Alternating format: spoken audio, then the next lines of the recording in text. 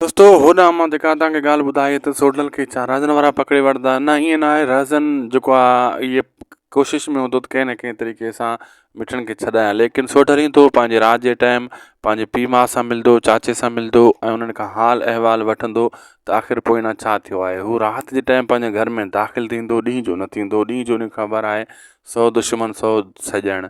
पोइ उन्हनि जा घर वारा उनखे सम्झाईंदा तूं ग़लती कई आहे, हिते वॾा मसइला थी विया आहिनि, अली ख़ान ग़ाइबु आहे ऐं मिठण खे मुराद उनजे बदिले में खणी आयो आहे ऐं हेॾां होॾां कमु किटली थी विया आहिनि। ऐं दोस्तो उहो वॾी हिकु मतिलबु उनखे सम्झाईंदा तूं ग़लति कमु खयो आहे, अहिड़ो क़दम खयों थी त हिते वापसि न अची, ऐं हिते ईंदे तोखे मुराद मारे छॾींदो। इन खां बहितर आहे हितां हलियो वञु। सोडल खे सोडल जे घर वारा सम्झाईंदा।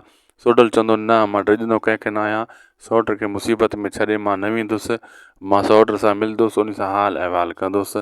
पोइ जीअं हुन चयो उअं कंदुसि। पोइ मुंहिंजा घर वारा वॾो ज़ोर रखंदा आहिनि सोडल तूं फ़िलहालु हलियो वञु। सोडल फ़िलहालु उतां हलियो वेंदो आहे, लेकिन सोडल इहा कोशिशि हूंदी आहे त हाणे मां कंहिं न कंहिं तरीक़े सां इहो मसइलो हलु करायां। इहो मसइलो मूं शुरूआति कई, हाणे मूंखे ई हलु करिणो पवंदो। दोस्तो असांखे ॾींदा इजाज़त, मिलंदासीं नेक्स्ट वीडियो में। असांजे इन चैनल खे सब्सक्राइब लाइक शेयर ज़रूरु कंदा। अल्लाह हाफ़िज़।